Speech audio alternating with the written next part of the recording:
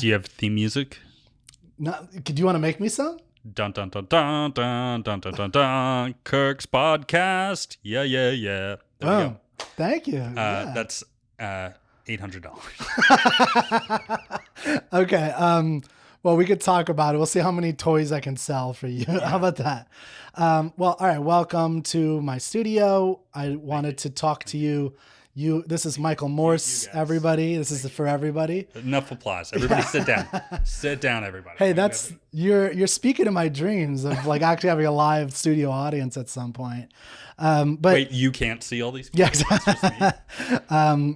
Well, they are there in the imagination, which is the realm that we are here at Troubadour, Michael Morse. In the imagination. Yeah. Yes. And now Michael and we met at Austin Shakespeare, where we did Romeo and Juliet. This is Shakespeare in the Park. He was Romeo, I was Juliet. Yeah, exactly. And hey, we switch roles every night. Yeah, so. That's a real thing that happens. Yeah. So for sure.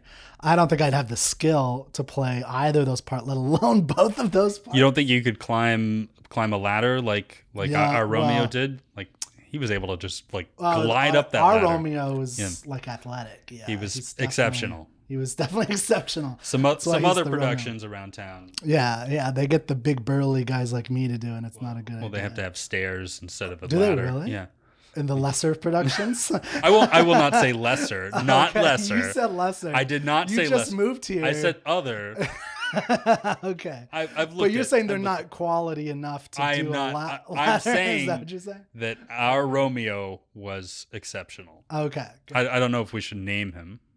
I mean, it's okay. Dane Parker. I don't know if he's gonna. He's exceptional. He's a great guy. Yeah, I agree. Yeah. We had a great. You guys should have seen it. You really. Yeah, some of them I'm sure did see it, right? I definitely talked about it enough. So, but I wanted to have you come on because we met at this. We met during the show. I played the prince. You played Mercutio.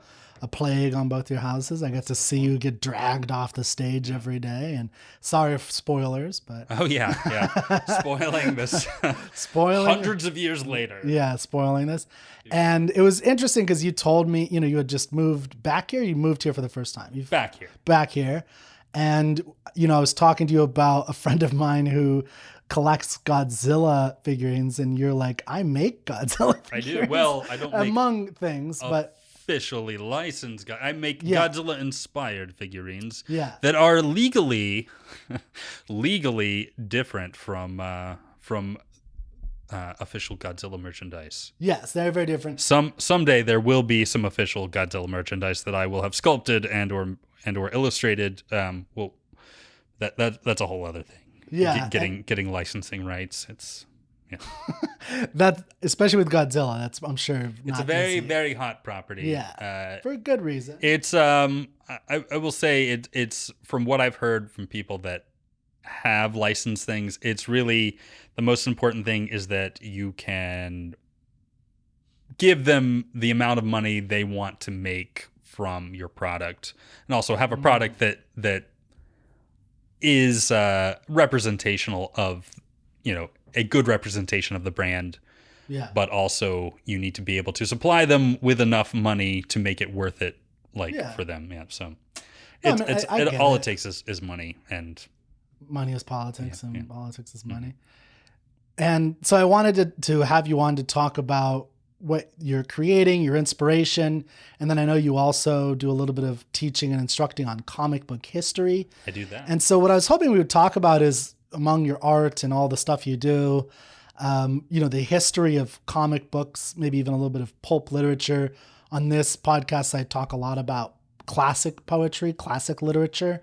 And it's really interesting to me the way that art has evolved and how it's evolved into today. So I thought it'd be an interesting conversation to talk about that. Absolutely. And I think, especially for an audience that comes here for highfalutin literature, I think it's important to explore the medium and talk about the medium, because it's even to this day is still a medium that doesn't get, at least in America, comic books is a medium that does not get the respect it deserves.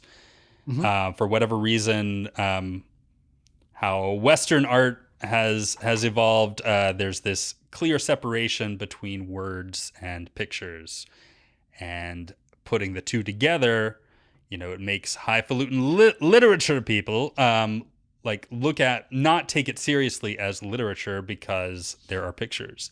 And then the stuffy art community looks down on comic art because there are words, and also maybe because of styling. But as I have a ton of examples here with me today, and hopefully we can see that there is not just one style of illustration for comics. There's not just one approach. There's not just one genre. People use the term comic book as a genre when they mean superheroes, which are not. I mean, certainly in America, superheroes drove the creation and the formalization of the medium of comic books. But I don't want anyone to have the impression that that's the only type of story that's told in this medium. It's as versatile as film, as versatile as the novel. You can do anything you want with this. And I have some very, very early examples I can pick up and show you, and then I have some very recent examples, and we can just talk about how things have changed, how things haven't changed, what goes into making these things. Yeah. Who decided, more or less how these things are made and things like that. Yeah. Yeah, and that seems to be a big inspiration for the artwork Absolutely. that you create. Yeah, so the artwork which it's like a sculpture. So I do. It's almost how I would call it, it's comic books are a kind of admixture between a physical painting on a piece of paper with words. A sculpture has its own history and style to it, and then you have what might even be called like pop sculptures and Absolutely. pop stuff. Pop sculpture. That's but it does have where you're modeling something, you're creating something, and it has a physical 3D. And then also illustrating too. The illustration is. So this is your illustration. This is my illustration. Yeah, so you can buy shirts. I have T-shirts for sale. So explain to me what big. Most of them don't have hairs stuck on them already. You have to supply your own hairs. Sorry, I can't do that. Why you gotta rub that in my face? Beard hairs come out. Those That's fall true. out Yeah, that's how I compensate for this. But okay, so first off, I wanted to ask you about big. So I want to say to everybody, I am super ignorant about a lot of I'm not, I think you used to make fun of me on the cast for being the least pop culture-y knowledgeable person or something, among other things. Not specifically. Yeah, there's a lot of things we were all joking around, and I hope you know that it was all in good fun. This is a not trap, meant to be malicious. This is. I was always trying to get everyone into my house because it was like I was going to torture you like you tortured me on that, because you guys hazed me a little bit on the first thing. It was good-natured ribbing. Yeah, I hope you don't like. I hope you don't harbor any ill feelings about. You'll find out. We'll see. Okay.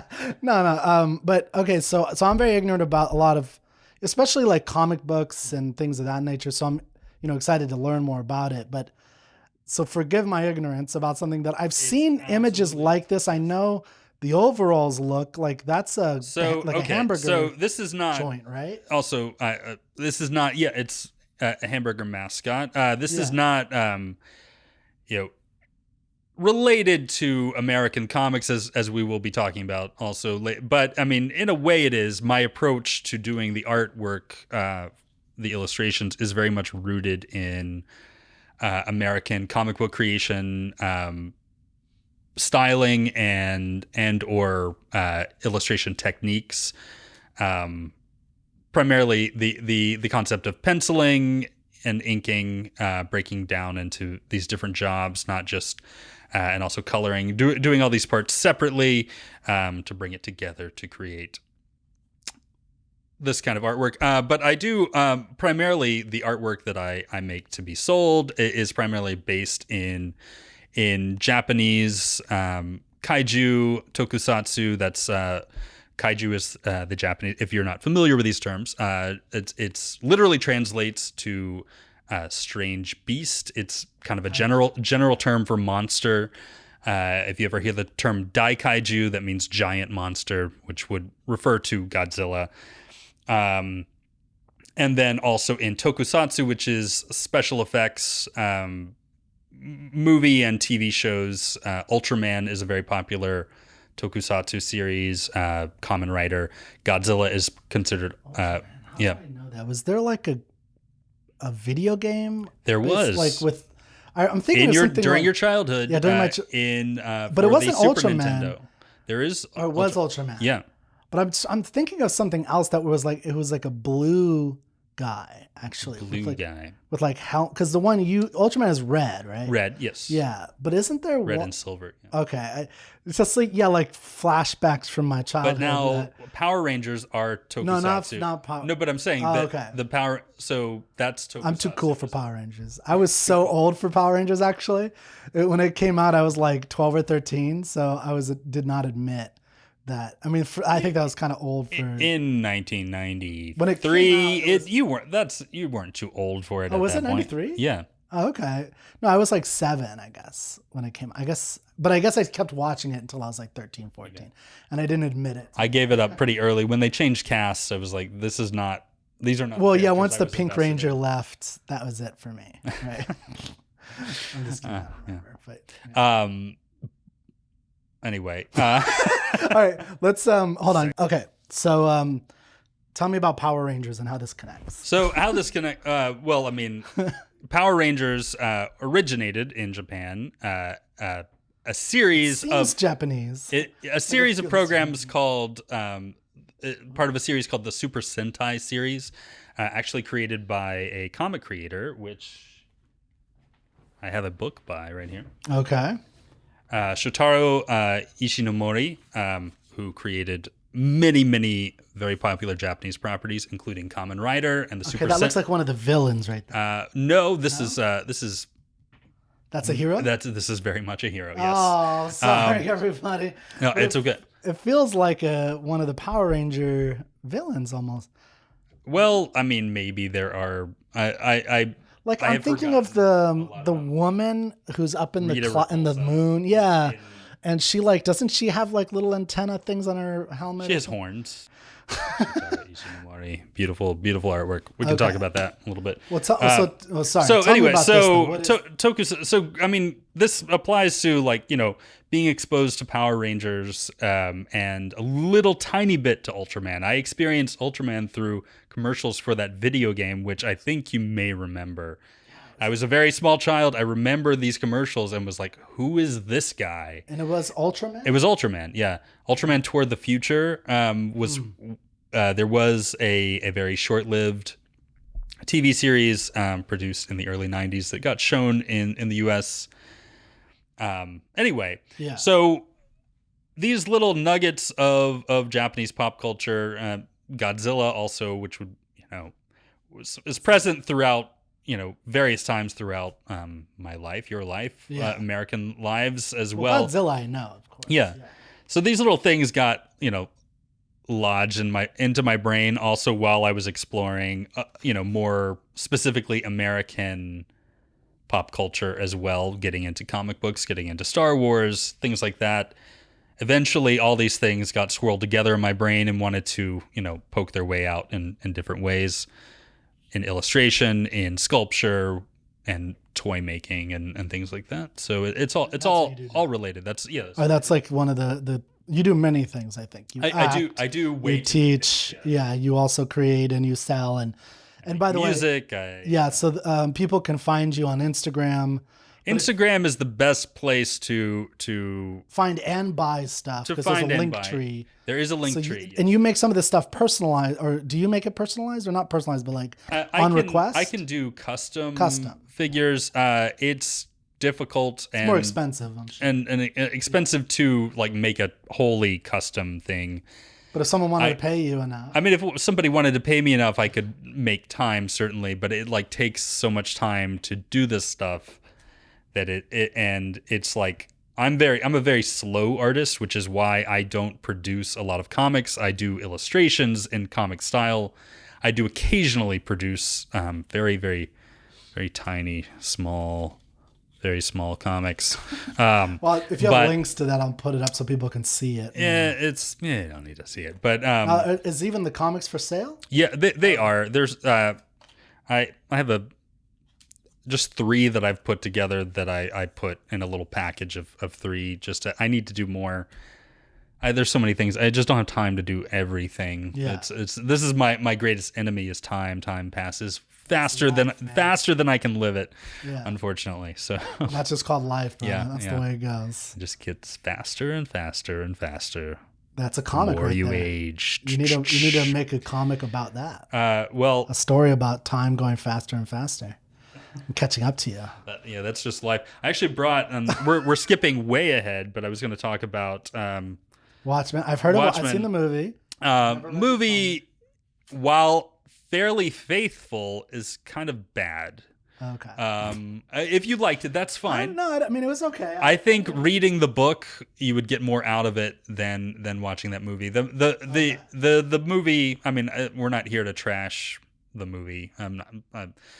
It's my personal opinion. If you like the movie, that's fine. And there's a new animated movie which I have more hope for than Of Watchmen. yeah, which Because Watchmen's like a meta, right? Or It's it's a satire or a commentary almost. Right? it is in a way. It's like The Boys almost. It's Not mean, as the harsh boys, as The Boys. The That's boys a exist clear because of Watchmen, Watchmen. yeah. I mean, But The Boys is a clear commentary on, the superheroes and real life and Yeah.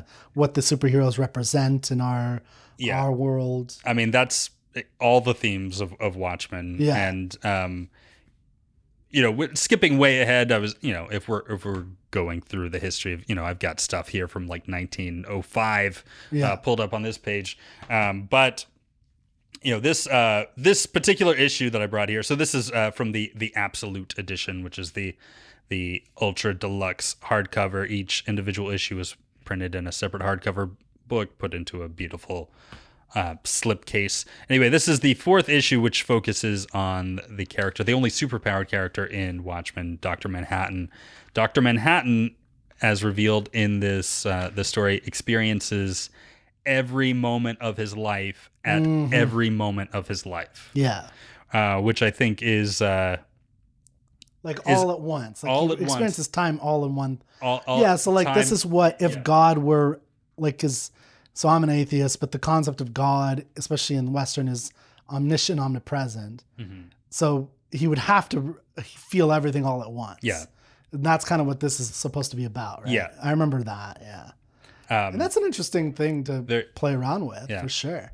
very Wacky. very very interesting thing. Yeah. And it's like I think reading this book made me think about the passage of time and how memory works and how Yeah. and it just relates to a lot of things, like when you get older and you start to, when time speeds up and things like, didn't this just happen? No, that happened 4 years ago.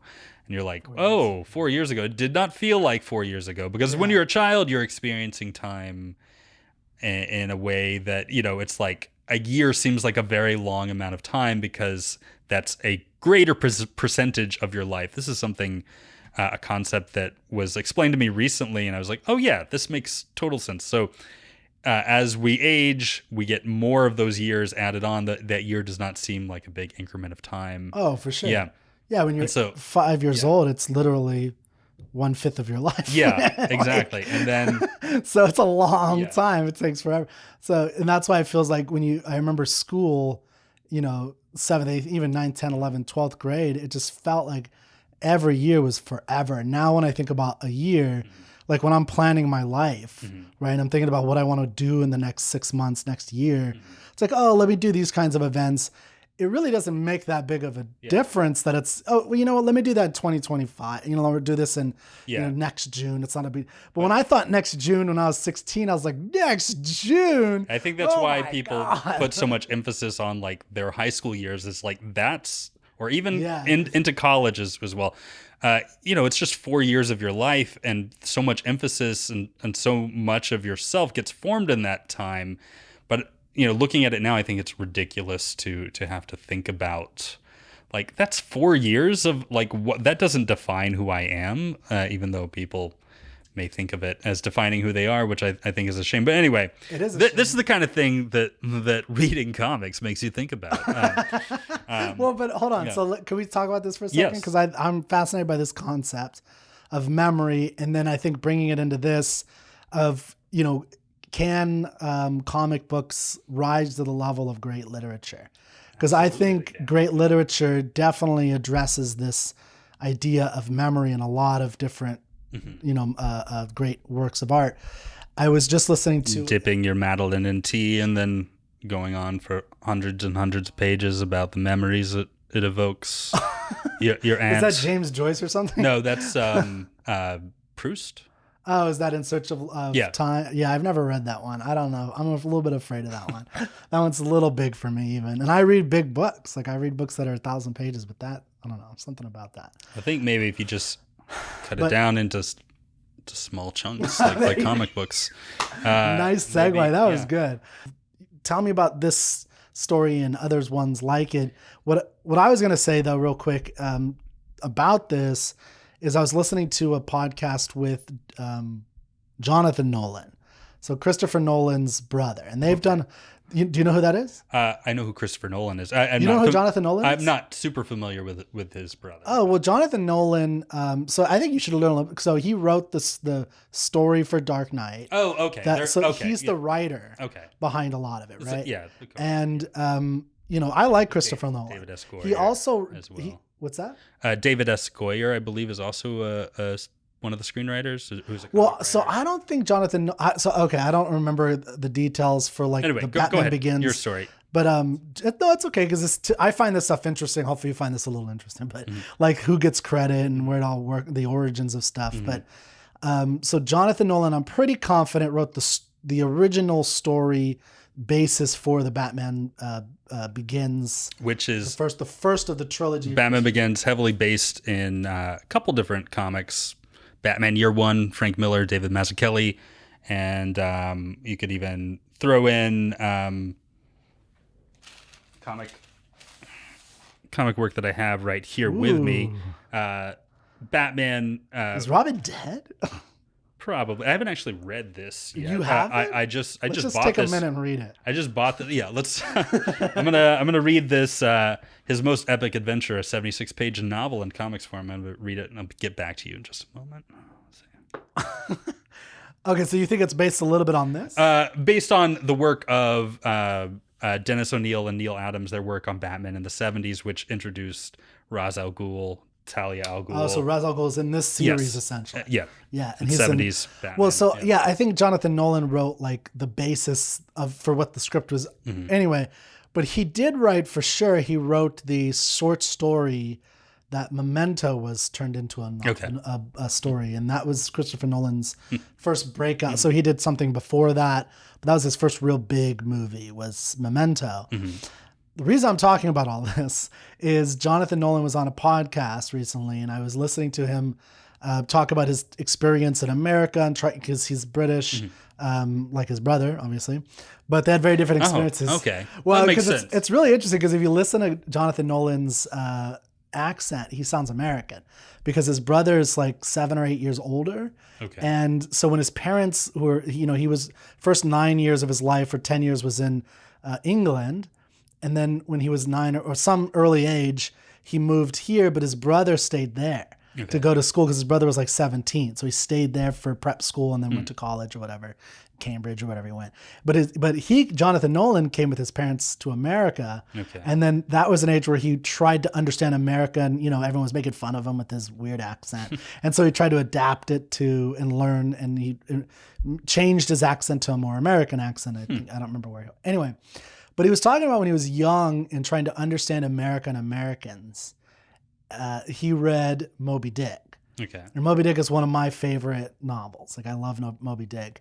And this story, which is about Ishmael remembering this. So it's about memory in a sense. Ishmael is, I don't know if you've ever read it, but I've read a lot about it. I've never actually read. Yeah. So Ishmael is telling a story about Call me Ishmael. Yeah, exactly. About this adventure he goes on with this crazy monomaniacal captain Ahab going after this big fish. But a lot of it has to do with memory and there's scientific stuff and things like that. And he does kind of address memory, and Jonathan Nolan, brings that his own exposure from Moby Dick into his work. Like if you know Memento, is what is our memory? What is our memory?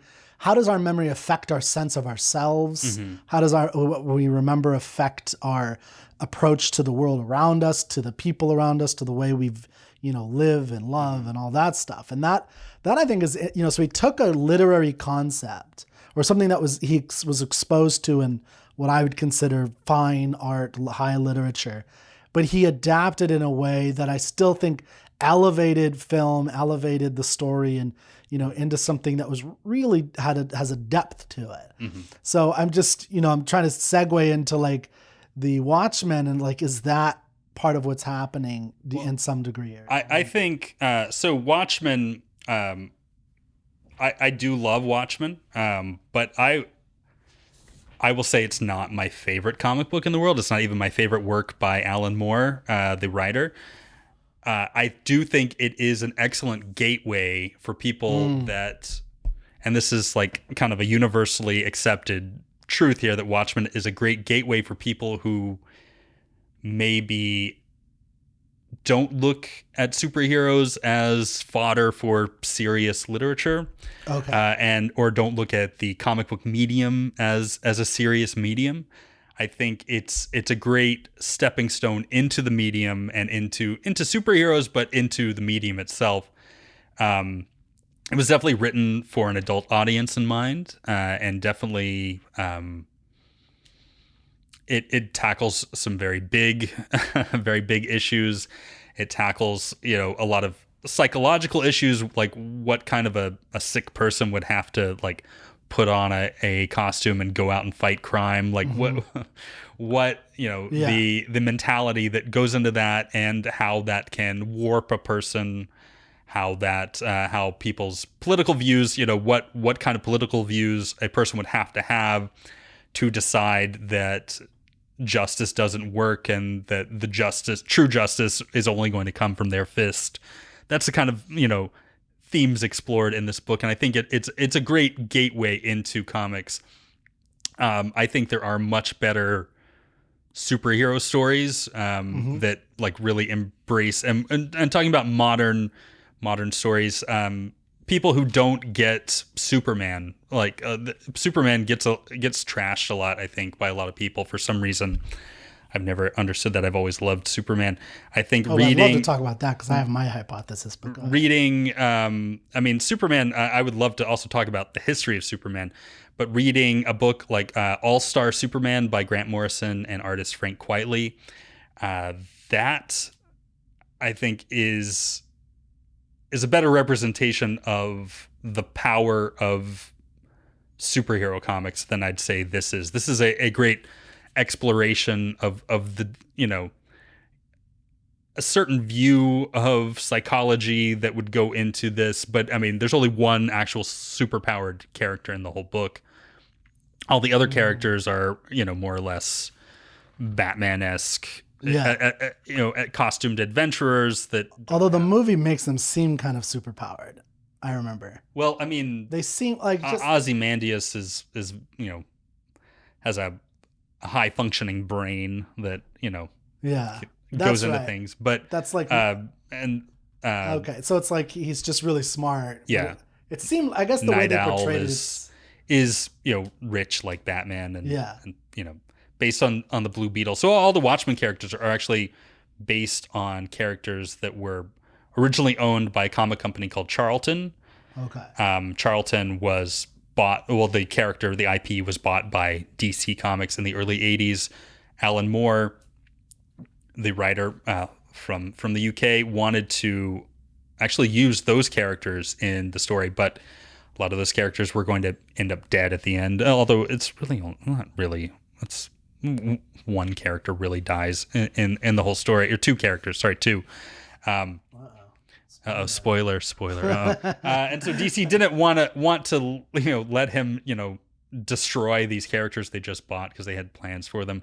And so with Dave Gibbons, the artist, who also deserves a lot of credit as well, and used very, very clear inspiration from those Charlton characters to create brand new characters. And the story is probably better for it anyway that they are original characters. What are you showing me? I'm just Okay. opening to a page and just seeing a little of the artwork. And you can see this is very Dave Gibbons. His approach to this was very. His art style, I'd say, is very like evolved from the very clean Silver Age style of comics. Very, very clean, very graphic style, which he maintains that. And then with his layouts, really sticks to this 9-panel grid, which is, although here, next page, we see something different here. This 9-panel grid, like it's very like based in, oh, there's some nudity, some comic nudity. I don't know if the age group of people watching this. Well, you just upped it. Upped it. You just saw some blue junk. I'm gonna mark not for kids now. No, I mean, this most of the stuff I do is. Well, this is pretty tame. I have some work by Robert Crumb in my bag over here, which is far more. I mean, I think that's all fine. I don't know we'll figure it out later. But anyway, okay, so I want to take a step back for a second. So I was just, I'm interested in the connection between literature and art and comic books and so a lot of it is, I do think, from what I understand, a lot of the great comic book creators are heavily influenced by the 19th century and great classic literature.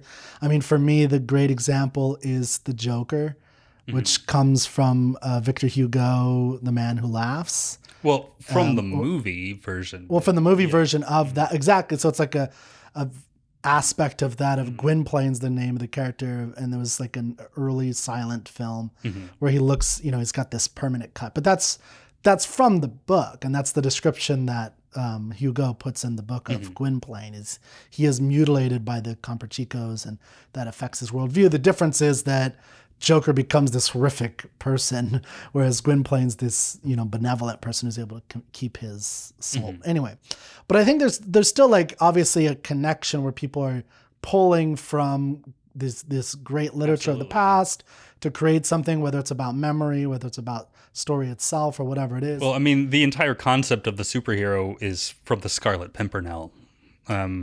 Sure. The secret identity, putting on a costume, taking on this, larger than life other self to, and that's, heavily influenced, Superman. And as did and Edgar Batman. Rice Burroughs. Well, I mean, so Tarzan. So I taught both of those. I taught the Scarlet Pimpernel in 8th grade, and I taught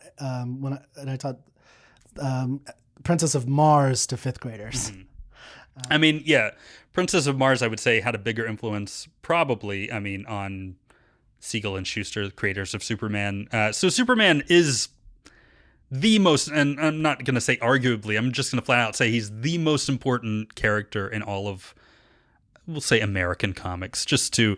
well, sure. Because... he kind of starts it all. It starts this avalanche, this snowball that turns into, billion-dollar movies coming out every year, now.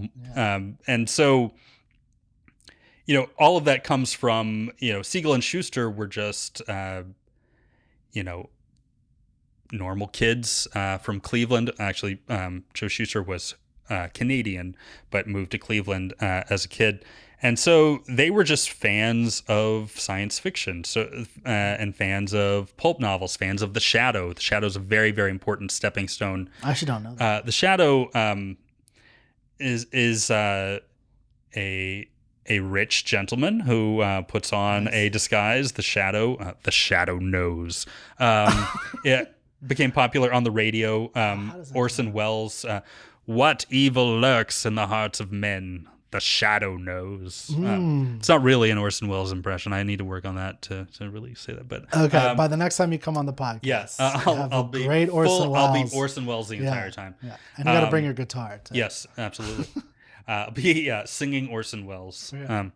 So anyway, so the Shadow, a major character in the pulp novels. For those of you that are watching, I mean, you've talked about pulp in the past, but by the 1920s, 1930s, things start to get a little more formalized, a little more, early 1900s, late, coming out of the late 1800s. You mentioned Jules Verne in our pre-show conversation. A little peek behind the curtain.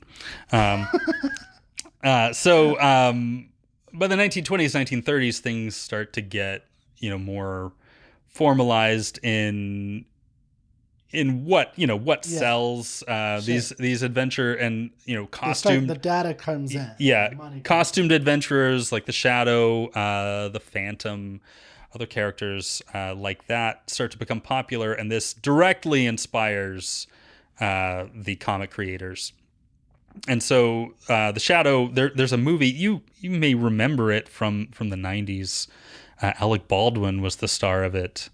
The Alec Baldwin? Yeah, the Alec Baldwin. So very, very popular character Siegel and Schuster. Called The Shadow. Yeah. I don't know that. Back to Siegel and Schuster. They were a fan of all of this media coming out at the time, and they started what people consider to be the first fanzine. Like a magazine produced by fans of science fiction. Yeah, that's The Shadow. Yeah, and it was called Science Fiction. It was aptly named. In that they did pulp style stories where Siegel would write them, Schuster would do illustrations for the stories. How pulp worked, but they had dreams of appearing in newspaper comics, which, we're going to jump back and forth in time. Newspaper comics were what comics were. That's where the term pulp comes from.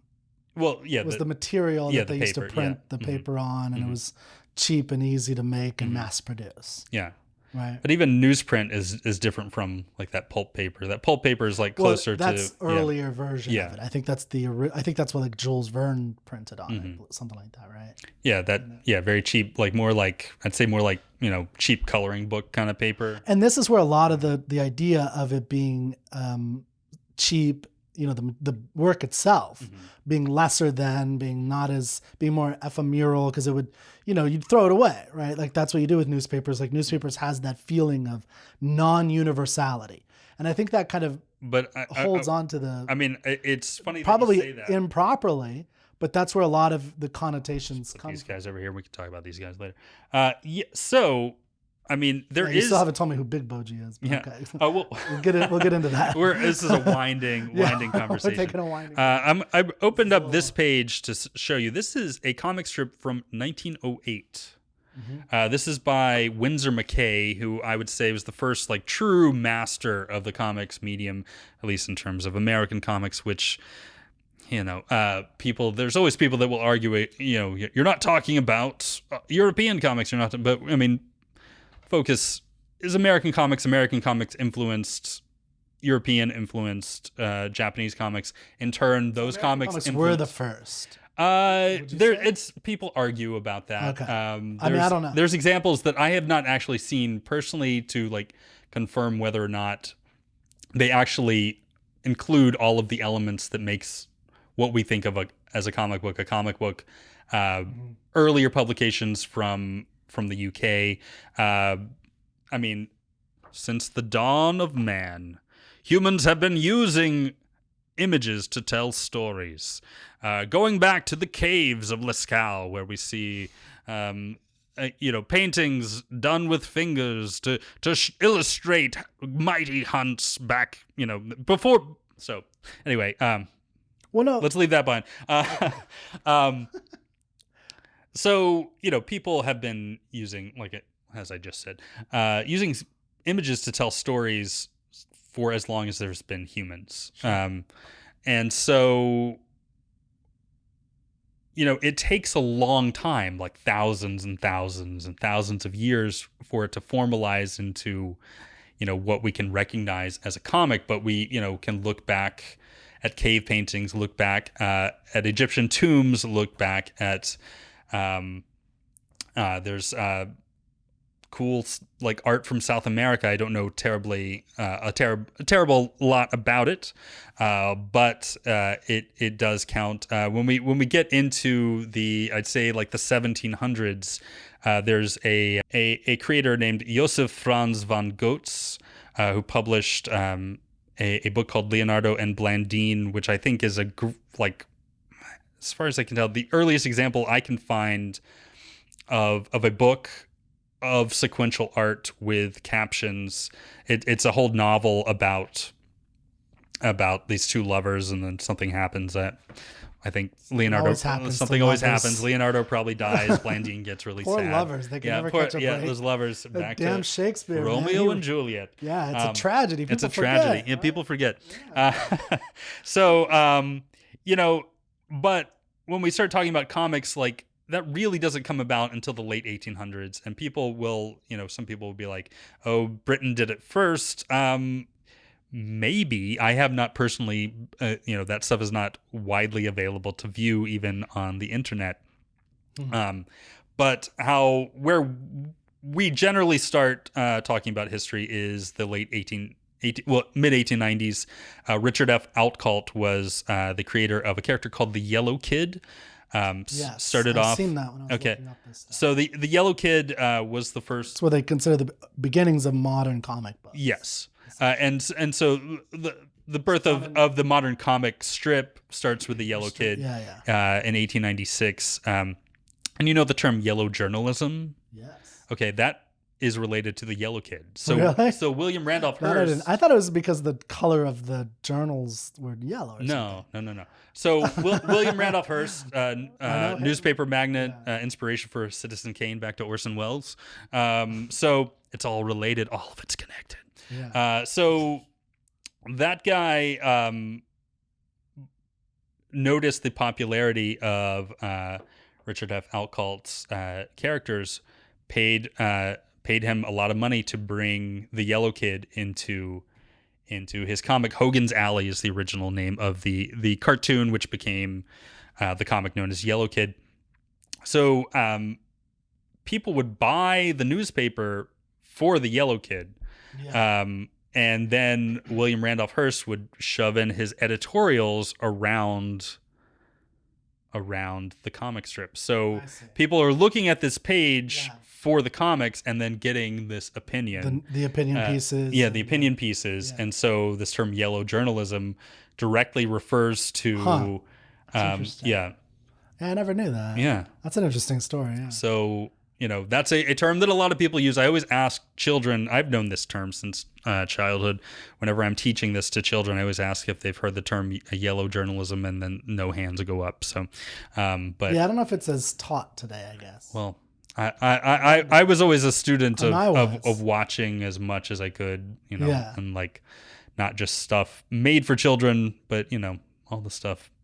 I've always been ravenous for media, and consuming any bit of media I could to learn as much as I could, fit as much as I possibly could in my brain.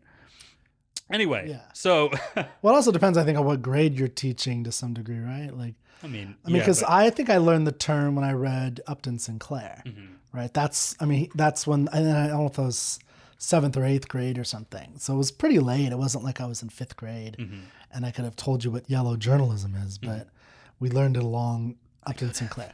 Oh, sorry. You could have in 5th grade?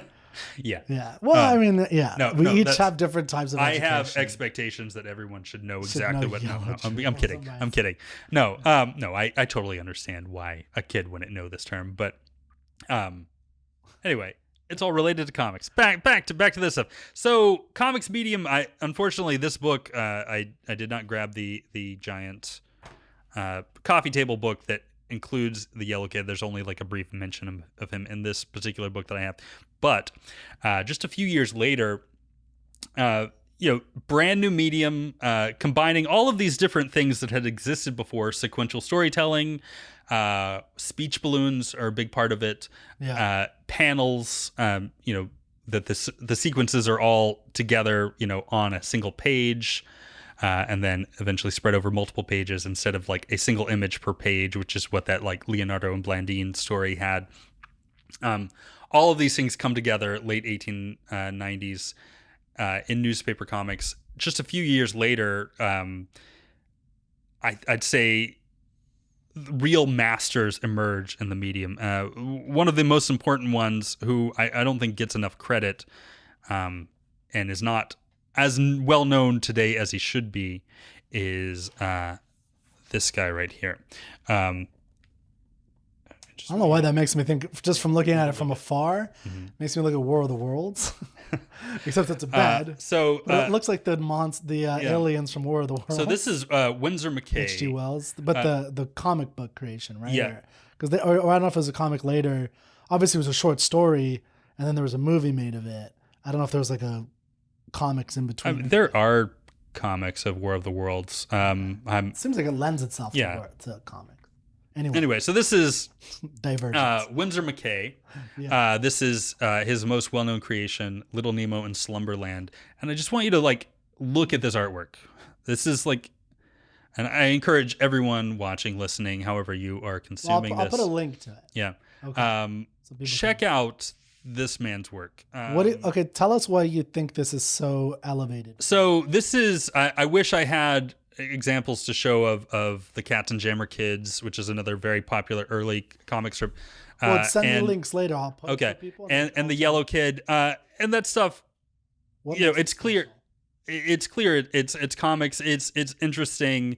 It's fun to see this primordial thing.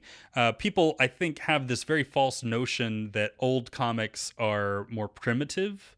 Yeah. But then you look at the work of Winsor McCay here, and this is early 1900s. Winsor McCay was also an innovator in the field of animation, which we can talk about too if you want. But just his draftsmanship, the way he illustrated his characters, but also his imagination really comes through. So Little Nemo in Slumberland tells this about the adventures of a young boy that when he falls asleep, he wakes up in this amazing dream world where anything can happen, and you can see how colorful it is. And this is the early 1900s. People think of this time as not being a time of color, not being a time of big imagination, and just how he's warping the world of the characters, I think is it's psychedelic before there was psychedelia. It's just really incredible. It's really beautifully drawn, a lot of it. Here we've got some other stuff.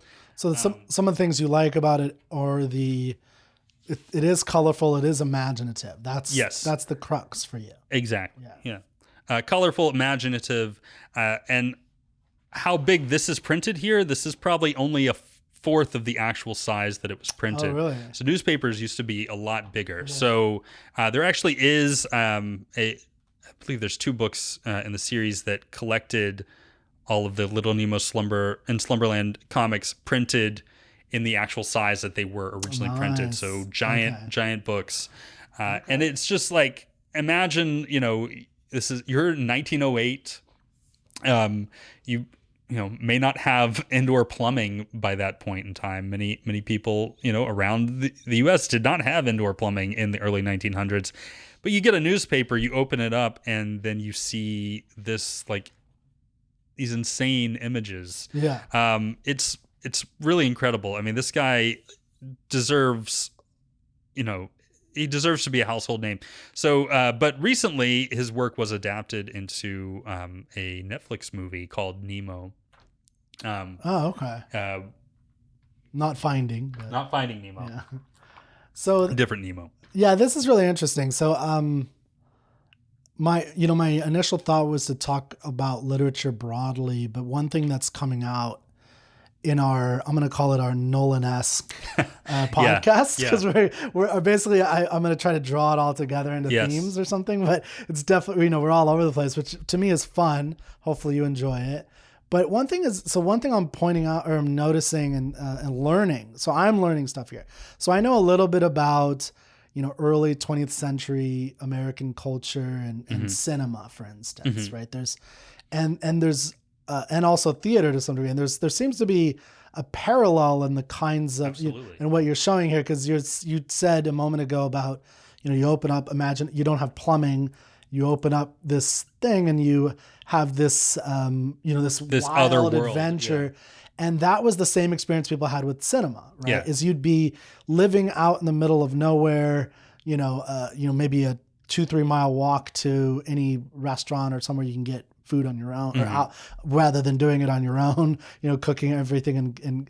And then for a nickel, or you could go when you went into town once a summer or something like that. Into the Flicka box. Yeah, you can go and you can put in a nickel and you could see this wild adventure, or you could see you'd put your face here and you'd see like two guys boxing. Those are called Nickelodeons. Yeah, by that's the way. where Nickelodeon comes from. Yeah, and there's or a guy like boxing a kangaroo, and this was a time when people were just like putting the camera in front of whatever wild stuff they could happen. And there was like also some wild people like Buster Douglas and people like that who were doing like wild adventures and trying to play with the camera even a little bit in that early days. And it seems like there's that's part of the imagination, the psyche, the mind of that era of the creators are just, they have this new ability to just quickly and just play with stuff. Because when you look at, so this is a book a friend of mine put together of some of the great, some of the best artworks in American museums. And it's not just American art, it's obviously all art, but it's classic art. And now I think that, in my opinion, as much as I love all this stuff, that's the finest art there is in a real way. And the reason is because an artist would spend sometimes years contemplating, planning, thinking about one perfect image. This is such a different, same thing with cinema. It's very different. And it opens up a new kind of imaginative creativity. And I think it's as much as I think these are wonderful and there's like a deep value to that, it seems like one of the values to this is just that expansion of the imagination and the mind. It's just like the whole world, the universe, everything opens up in a way that, I don't think is quite there, even with the Grand Masters, who I think, paved the way for all of it. And I think for me, in terms of the problem with the fine art world is that it spent centuries like existing because it was paid for by the rich, paid for by the church. That's a good. And so this is the kind of democratization. Yeah, the subject matter explored in that artwork. As great as this artwork is, it came out of this very narrow, view of what was allowed to be put into paintings. So this is like the mind unleashed. This is exactly. That's what happens in the 19th century, slowly over time, and you get that with pop culture and things of that nature, where the early westerns that turned into Western movies, those were some of the earlier, or the penny dreadfuls in Europe and things like that. It was just anybody with a pen and paper or a typewriter or whatever could try and sell something and get educated and make money that way. And that I think is an interesting new way to create art. And it's opened up whole new realms that is comic books and things of that nature. But Winsor McCay is also important. I mentioned that he's an innovator in animation as well. So he would do live shows where he would just like draw in front of an audience. And so Little Nemo got adapted into a Broadway show. There were more people going to see Winsor McCay drawing on a big board across the street than there were going to see the lavish Broadway show. To attract more people to his live shows, he created by himself, took, I believe, 4 years to create a cartoon that's called Gertie the Dinosaur. And if you look on YouTube, you can find it. Sounds familiar. Yeah, Gertie the Dinosaur was created to be projected at his live shows. And so he would be on stage and interacting with this life-size dinosaur. And so there's a part in the cartoon, if you watch it, where pumpkins get thrown into Gertie's mouth. He would have a real pumpkin in his hand, toss it off stage. It would look like it's going into the, at the end of the cartoon, he actually walks into the cartoon and gets lifted up on Gertie's head. And this is like, so animation, so it like is related to what you were saying, how there's this explosion of the mind that And people, just new mediums. yeah, they have these tools, and they have, audiences that are hungry for something new.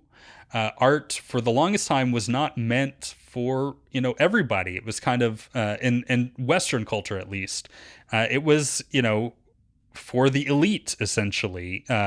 Sadly, for a long amount of time. Yeah, most people did not get artwork of any real kind. Yeah, access to it. Yeah. Yeah, I mean, you'd have to paint it yourself, but no, I mean, like, no. What I'm saying is that it's like I'm going off of what you just said, that it's like it's not available. It wasn't available to a average person. A peasant was not going to some fine like most great artwork was actually at people's homes. Yes. But their homes, the rich homes, were manors and palaces and things like that. You would see, and that's where you'd see all the great art. Yeah. But if you like someone's hut, they weren't hanging out, like they're living on dung and stuff like that. Yeah. Like, literally we're going way back. Yeah. But no, I mean, I think the burning of like wood and dung is still pretty early. It's a couple hundred years, and people are still normally doing that. Yeah. Anyway, but so I agree. So there's a kind of spreading out of the availability of art, which exploded in the demand of art, especially as people were getting more money. And so it makes sense that there'd be a democratization of art, and there'd be art of the masses, which is what pulp fiction essentially is. It's art for the masses. And so, and that's one reason why I think it probably obviously it does have the kind of lowbrow feel to it, or sense of it. It's like, oh, this is for the people. It's not for the intelligence. It's not for the high and mighty and the. But the thing though is that newspaper comics were never treated as necessarily lowbrow. It wasn't until comic books came about when because there are a lot of political. Political cartoons are part of it. Winsor McCay himself did political cartoons after he finished the initial run of Little Nemo and Slumberland. That was seen as like a more elevated form, but comics were meant for political's elevated. For an adult audience reading the newspaper, picking up a paper to learn about the news of the world. It was perceived as intellectual. But then when comics started to be compiled into magazine format, initially it was popular comics of the time would get compiled and reprinted. There's Yellow Kid magazines that are essentially comic books just of Yellow Kid, and that's from 1900 or 1903, whenever those started to be published. By the 1930s, the magazine format was kind of formalized into this like size, which more or less stands to this day. Comics started to be published when people realized that these comic books, these magazines, were selling well, and they were reprints of popular newspaper comics. They started to realize, publishers, that they could make more money by publishing all new comics, because they would not have to pay new hungry cartoonists much money at all. It's kind of nefarious in a way. There's a lot of behind the scenes things that really, looking back on, were pretty terrible, like in terms of creators' rights and things like that. Anyway, they publishers realized that there was a market for magazines full of comics, but they could do it a lot cheaper if they didn't have to pay licensing fees to already popular comics. And so that's like where Superman came from. Superman, Siegel and Schuster had always meant that to be a newspaper comic. And there's actually a bigger, more convoluted history of they used the Superman name 3 times, which we don't really have to go into. But anyway, so Superman was sold outright. It was initially drawn to be in a newspaper. Last minute, they submitted it to a brand new comic magazine that was being put together. They got paid a very small amount of money, but they were hungry kids. Did they get the rights at all? They retained zero rights. There's been That's too bad. there's been a lot of legal action Yeah. over the years, and Because I feel like this was before some of the copyright laws. I don't know the history of copyright laws. It's copyright law is also, it's a very complicated thing. I've looked a little into it, but it's like that's a whole other thing. Yeah, but it's a complicated thing, actually. but I mean, But they didn't national publications, which became DC, treated their work as work for hire, even though they created it independently. There has been legal action in recent years. Now Superman comics say Superman created by Jerry Siegel, Joe Shuster, with special permission from the Siegel family. So there's been they won some sort of battle there. I don't know the full details, but I mean, Siegel's already dead, Schuster's already dead. Yeah. They, even though their families have won some small battle here, these guys didn't live long enough to like actually profit from this $1 billion industry on any sort of way that you can say, oh well, they did pretty well for themselves. Like they really got screwed over, and I think they're the other creators of the time, I think, were better business people and didn't get screwed over in the way that they especially got screwed over. Anyway, but so they put this comic together, bringing together all kinds of ideas. The newspaper reporter at this time was very much seen as a hero. The muckrakers, So I think under the 50s, and yeah, it's only after like I think Watergate or something where they started changing the anti-media, where we really stopped believing in the establishment as a society. But keep going. I mean, yeah, but yeah. So they were heroes. They were very much heroes because they were spotlighting corruption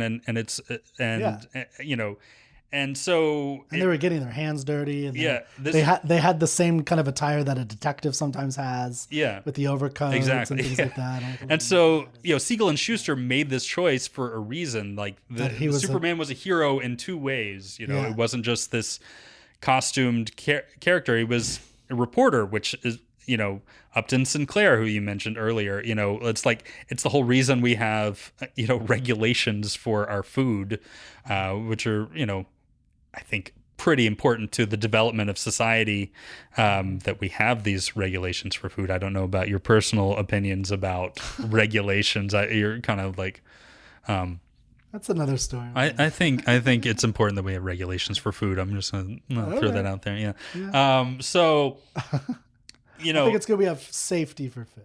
Yeah. Exactly. I agree. So the reporter, that wasn't just an arbitrary choice. It wasn't just a random, let's make him a reporter. Yeah. And so let's make Spider-Man a high school kid. Like there's thought behind it.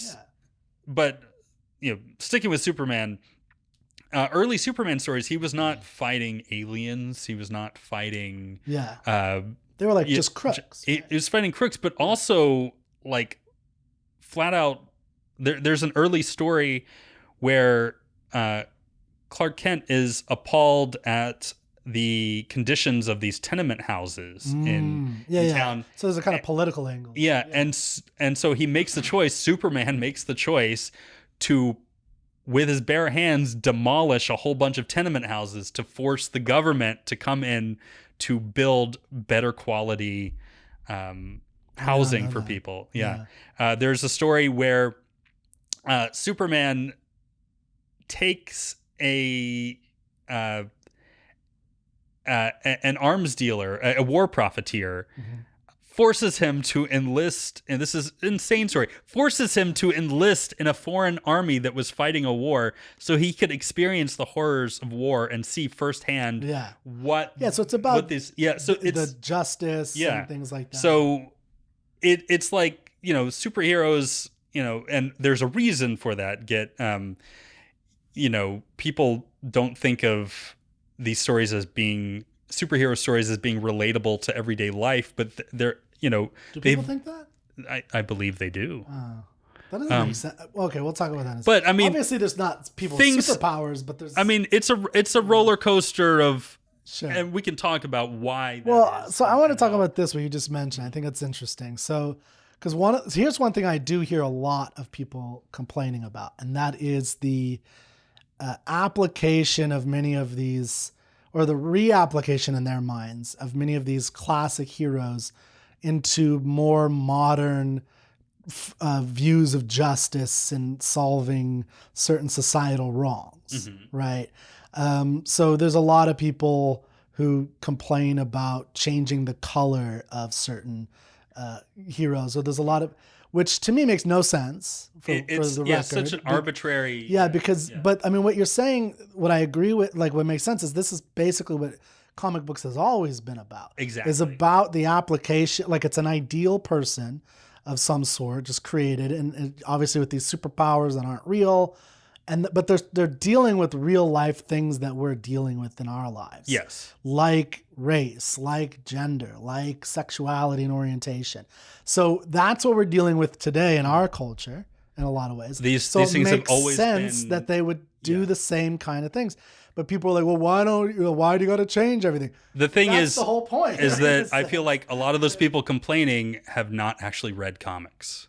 Yeah, and exactly. They're not really into the comics. Like they're probably, I mean, to be honest, they're like me in the sense that, I don't agree with them, but in the sense of, I mean, I watched some Superman stuff. I watched, Spider-Man and Saturday morning cartoons casually, and they have a kind of nostalgic feeling for me, and I enjoy them for that purpose. So when they update it, that type of person who's not really into the art of it, didn't get into the depth of what it was really trying to confront at that time, that doesn't appeal to me as much, or to them. Now, I don't want to throw myself under the bus. Like, I do have that nostalgia, but I do also understand what the role of art is. And in this case, they're trying to, whether you agree with it or disagree, what they're trying to do is, apply these archetypes to modern problems and modern issues. So which is the whole point. It's like, in a sense, something that you had mentioned in our texting back and forth about before. So everything good I said was before the show. No. But relating to things that you said, and I gave it some thought. You wanted to relate. You wanted to talk about relation between like mythology and how that so the deal is with like ancient Greek mythology, that stuff was those stories were created to kind of explain the world, the universe, the world around people, that if you haven't had centuries of science and centuries of people actively looking at every little thing, trying to figure out the actual reason, it was an entertaining way to understand the world.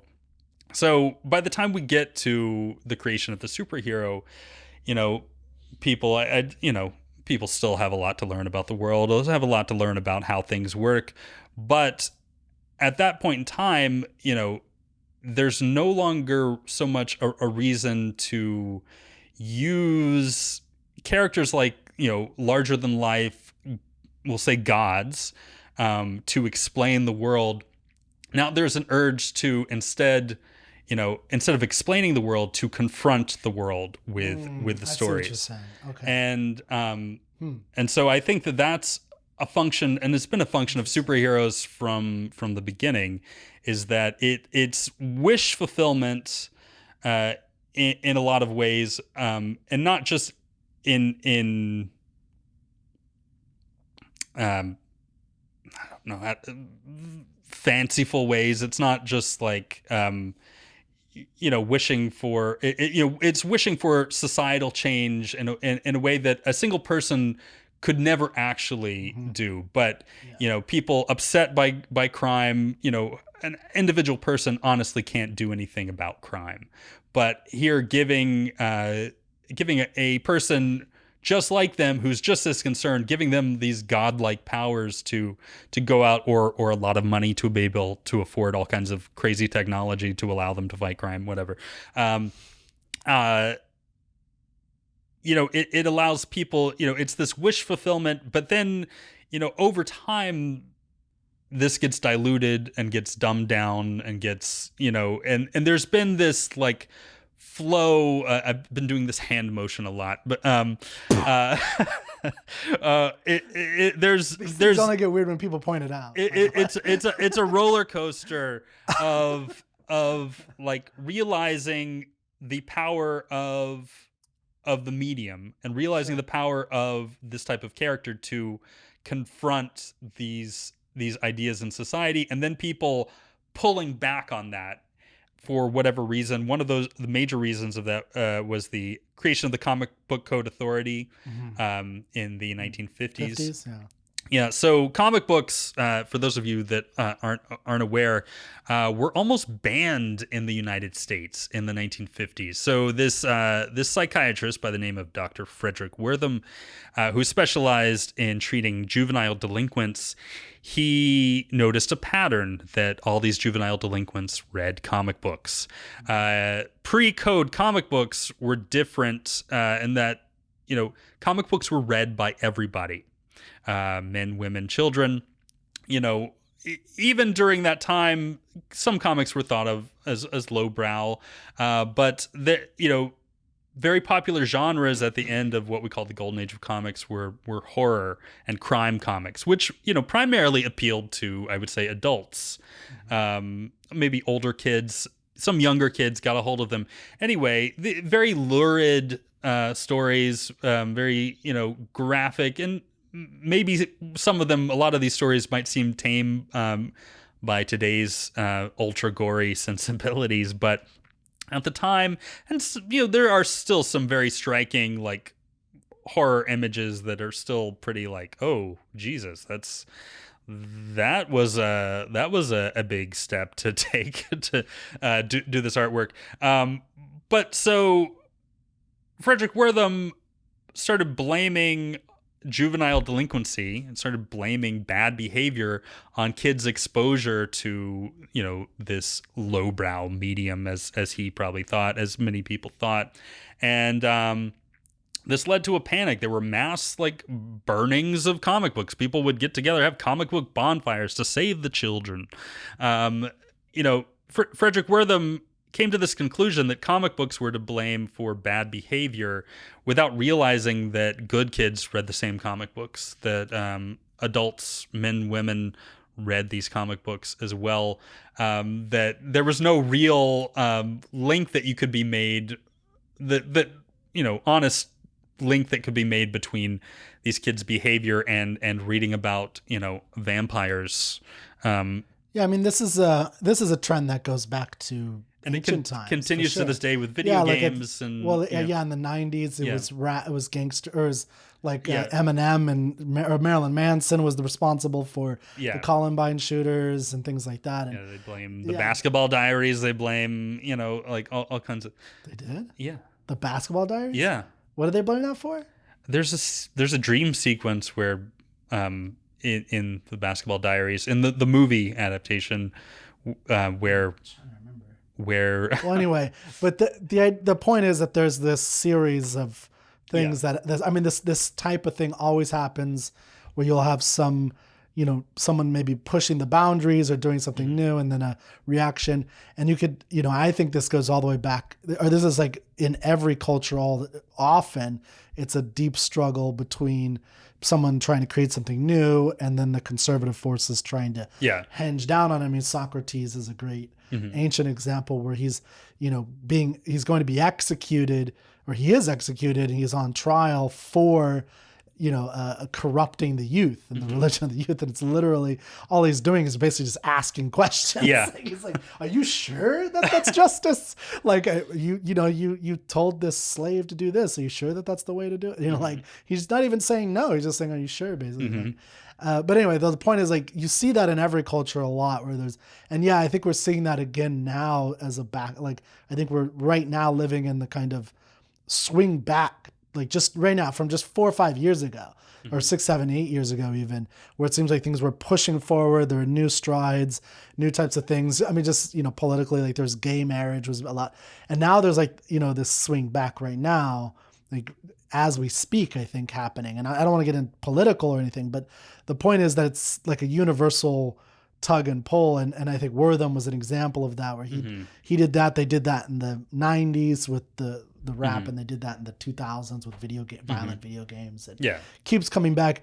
I am, you kind of were a little light on Wortham in terms of saying, like, I don't know him, so I can't speak for him, but I think this is true of in any of these eras when you have that happening.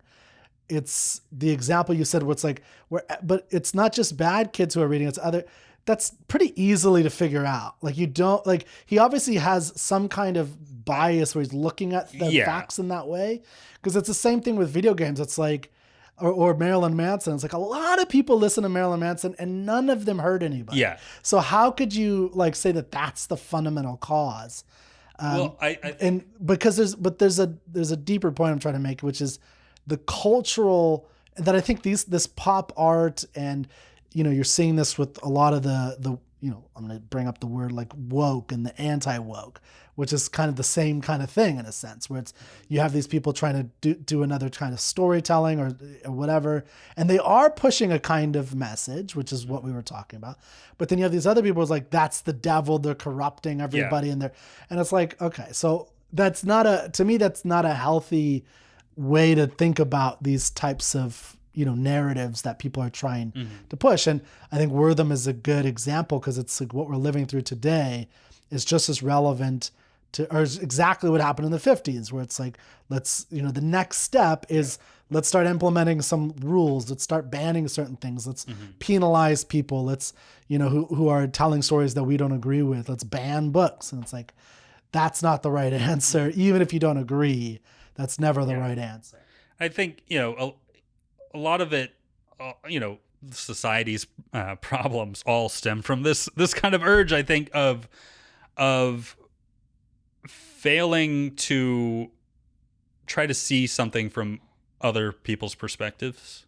Yeah. And I think it's like the whole point of art. Yeah, exactly. And so I think that, that's part of, Frederick Wortham, he, was dealing with kids who had real issues, but failing to look beyond them. I really think it's you say that he had, access to the information that everyone read comics, as someone who puts forth something like that. I mean, he did have an obligation, whether he chose to acknowledge that obligation or whether he chose to. Well, that's what I'm saying. Yeah. To sensationalize things in order to sell a book. Yeah, exactly. And I think that's what you're getting even today or in the past. It's, you even get congressmen who are like going to show like this is killing and it's like, again, that's not actually helpful. Yeah, comic books. Yeah, were put on trial, and there were Senate trials. Well, they did the same thing with movies. Yeah, right. The House Un-American. The whole Red Scare. HUAC and everything like that.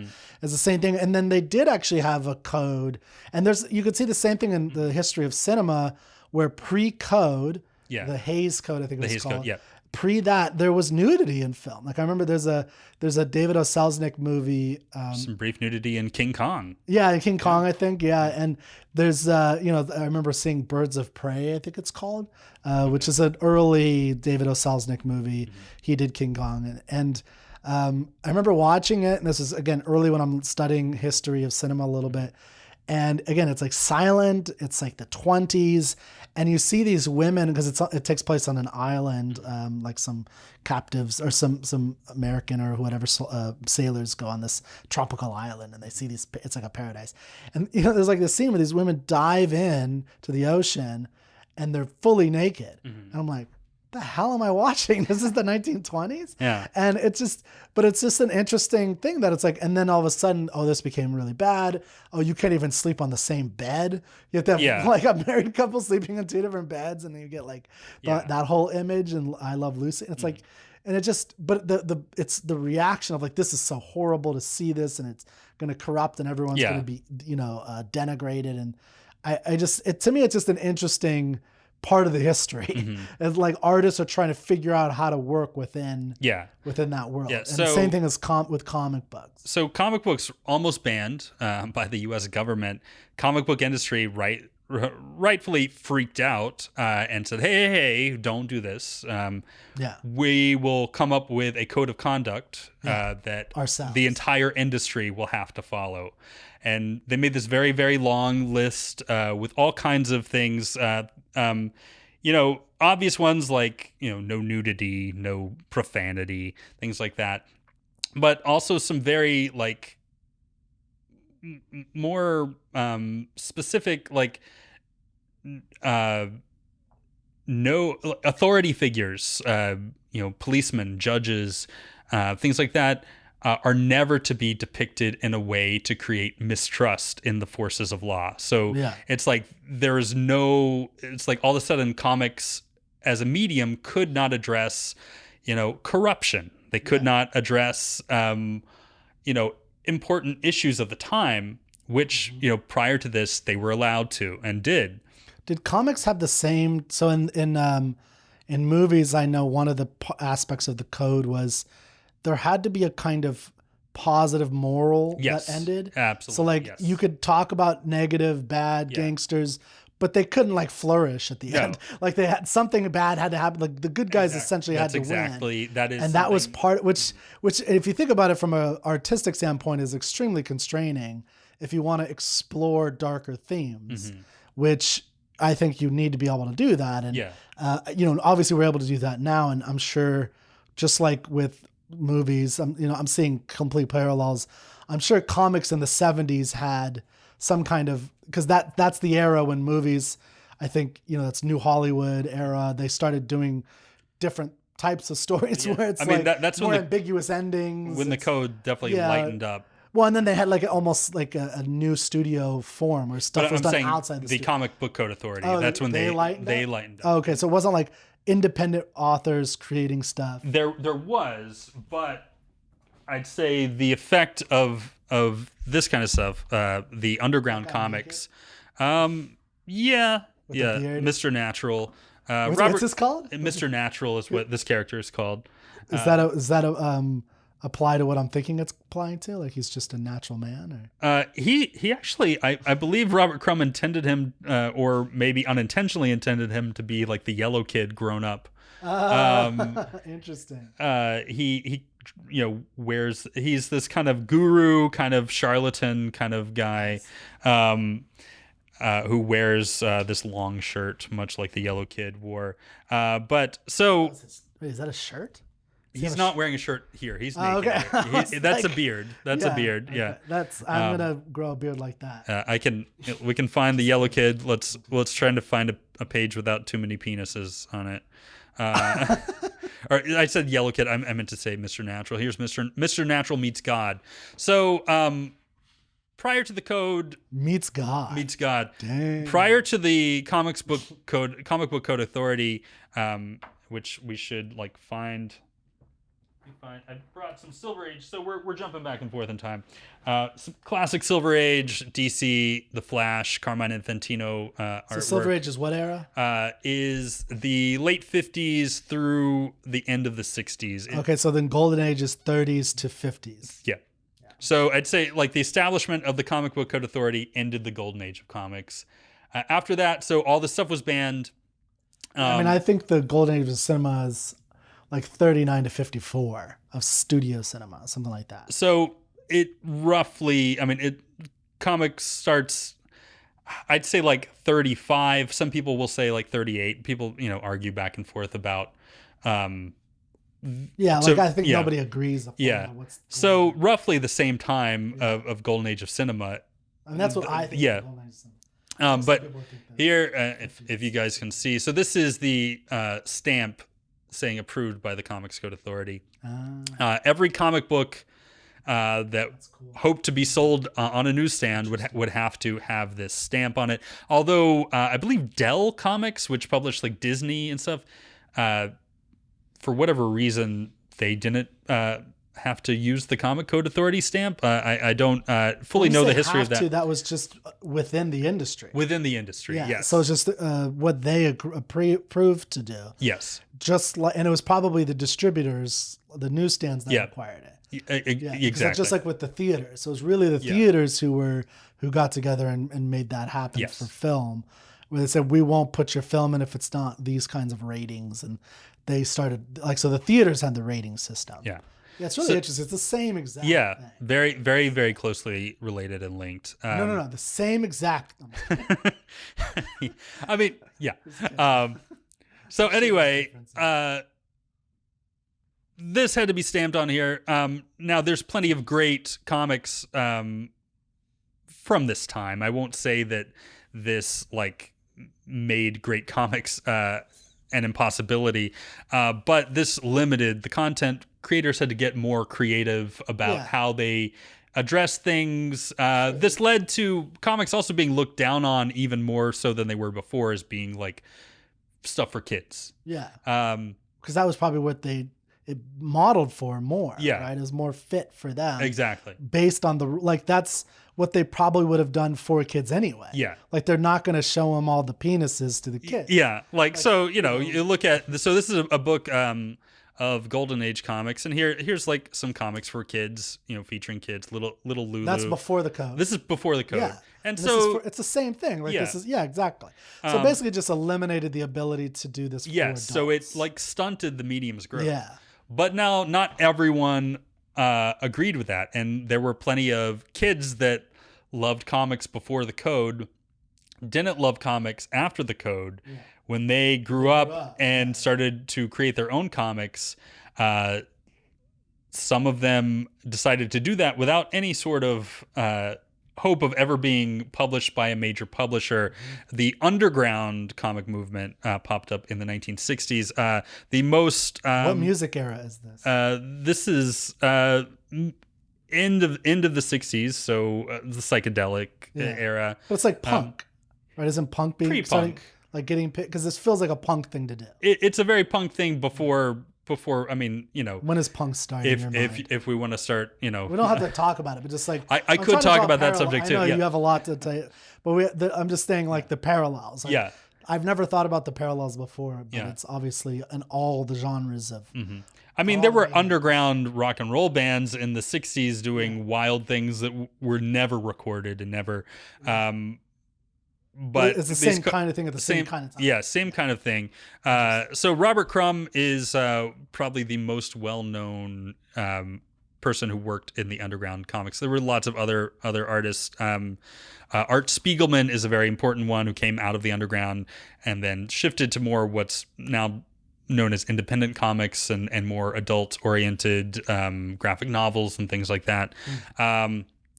Robert Crumb and other people that worked, the Zap Comics artists. Zap Comics was a publication started by Robert Crumb, and then he was joined by other cartoonists of the time that were all devoted to pushing every boundary, every taboo they could possibly push. They did. So these comics are not for everybody. Some of them have aged very poorly.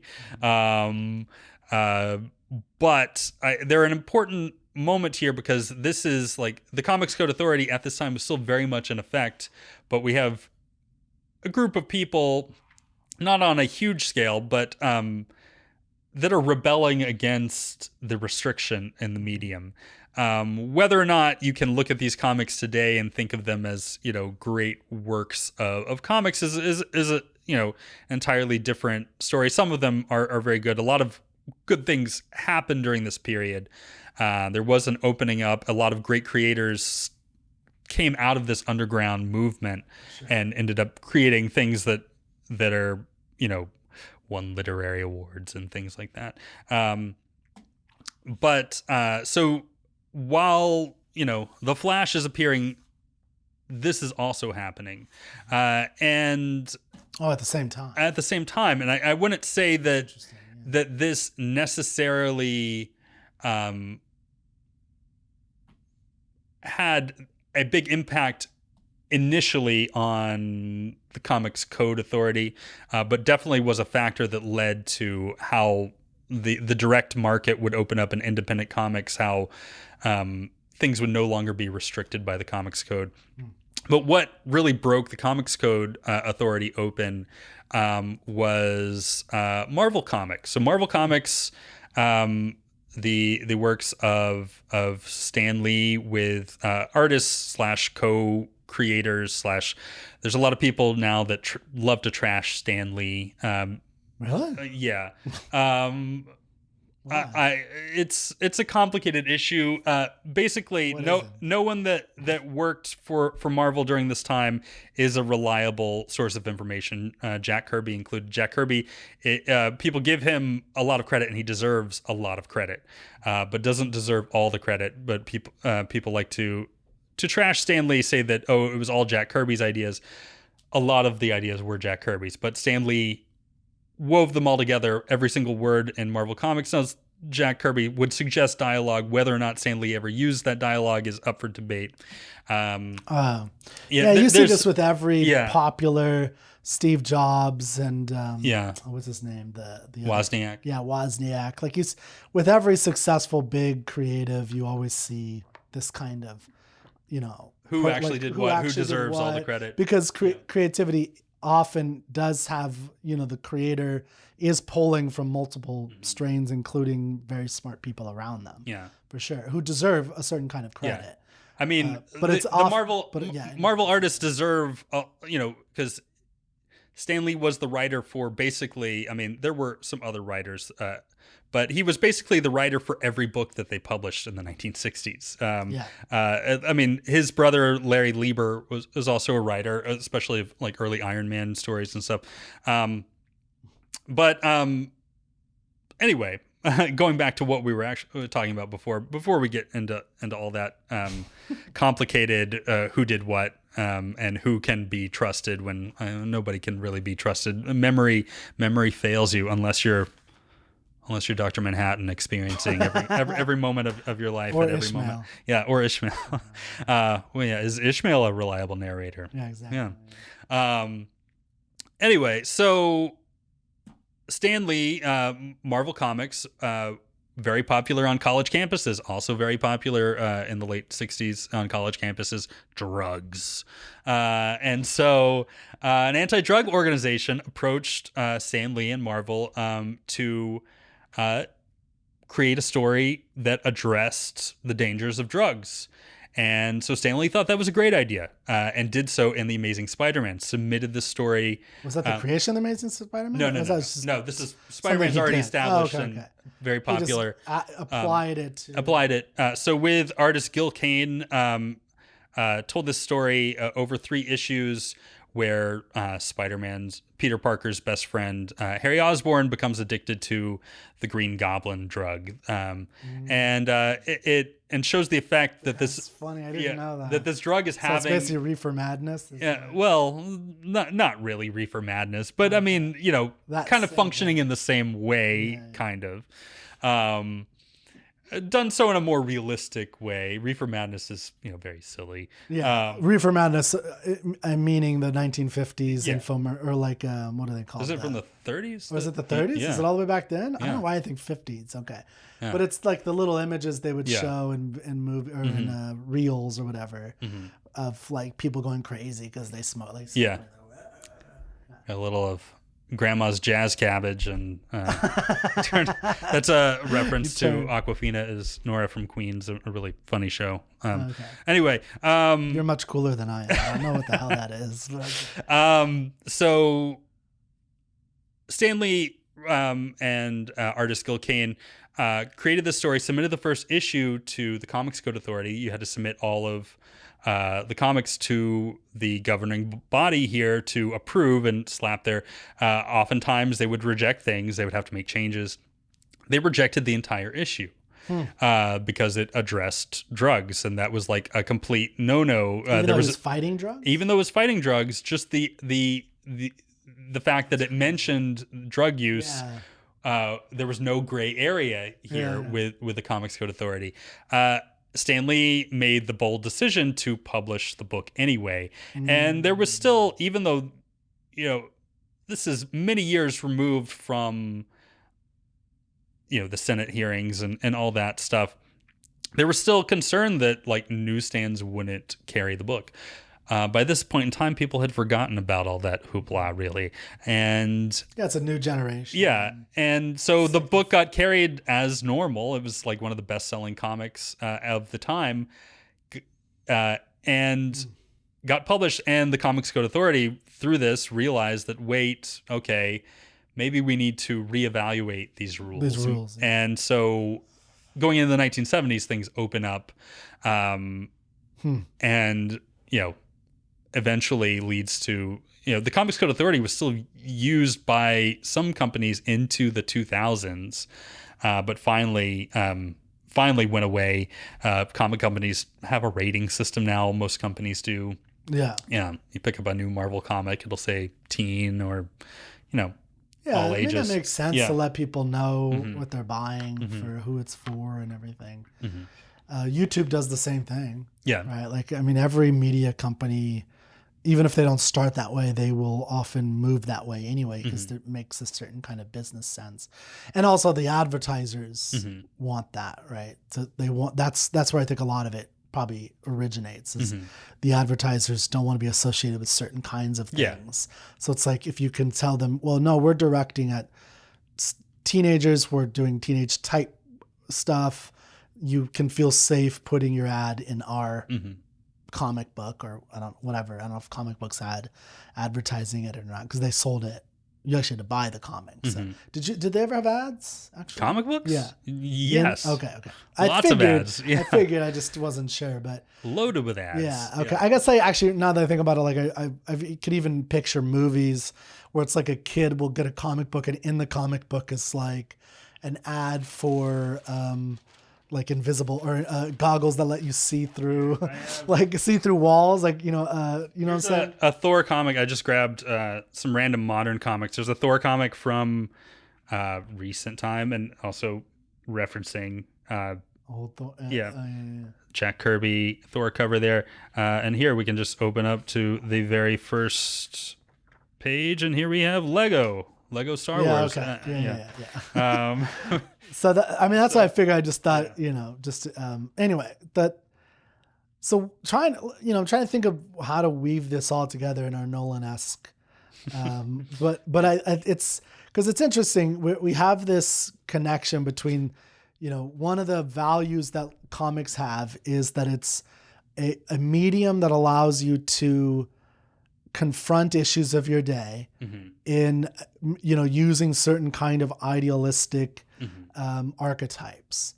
And so to me, that's when I think comic books, that's what I think of in a sense, is it's like, I don't necessarily think comic books are that inventive. And this is just me, not knowing much about it, just knowing the superficial stuff. So I will contend that there's probably a subgenre, an aspect of the less popular comics, right? Like there's the super popular stuff that's on Marvel, and it's the $1 billion, it's the billion. But then there's the ones that are less read, but they probably have a little bit more depth. And things like that. And it's like, but that stuff also starts, in the golden age. One of the most important creators that came out of golden age superhero comics is also one of the innovators of the graphic novel form, and that's Will Eisner. Let me, I've got some work of his in this big book as well. Sorry, I gotta flip through this. Okay, here we go. In The Spirit was created during this time of comic books being very popular. Will Eisner started his own like comic production company. They would create comics to sell to publishers. They'd give them a package basically to publish. He saw the potential in comics as a storytelling medium. So thought it was as vital and useful as film, as anything really. But comic books, like we've mentioned, were looked down on as being like less intelligent. Even during the golden age when everyone read them, there was still this divide between the adult readers of newspaper comics as opposed to the readers of comic books. Treating material as if it was cheaper and less than. Will Eisner wanted to tell longer stories, but have the newspaper comic, the people reading the news of the day, have them read his comics. So he approached syndicates and newspapers with this idea to have a comic book inserted into newspapers, and that became what's known as the spirit section. So they wanted him to create a superhero. He really had no interest in superheroes, but he reached a compromise where he gave his main character, the name, the Spirit, gave him a mask and gloves, and so that made him a superhero, even though he doesn't really have superpowers. It's more or less a detective character, and there's a lot of Will Eisner was a master of everything that made a story great, I think. His stories are very funny at times. They're very sad at times. Some of them, are full of action. Others are more centered on human, true to life stories. There's romance. Everything that makes a great story, Will Eisner put into his comics. Now, there is also some unfortunate things that haven't aged well. Depictions of one character in particular who Will Eisner actually wrote in a way that the character is intelligent. However, the art style is very, very unfortunate to this day, and it's a glaring mistake made by this master who in every other respect is very respectful of the human condition. Anyway, but in the Spirit, he really broke a lot of art boundaries, and I would recommend you read Spirit comics to experience an artist and writer who during this very, very early days of comics treated this medium seriously and approached it in a way that he could tell intellectual stories, and then his work in the 70s and up until his death in the 2000s was focused on the graphic novel, most prominently a graphic novel called A Contract with God, which told the stories about people living in a tenement house in New York City, and very realistic, very heartbreaking, sometimes hopeful, sometimes just devastating stories about real people experiencing real things. This is a medium that is vital and is able to tell these great stories, and I can make you a list, and I think I could change your mind about. I could remove your prejudices against. No. So I think you're misunderstanding what I'm trying to say. So, first off, one point I'm making is that there probably is two levels, or if not more, to comic books. So there is the more superficial, broadly, Saturday morning cartoon level of comics, which...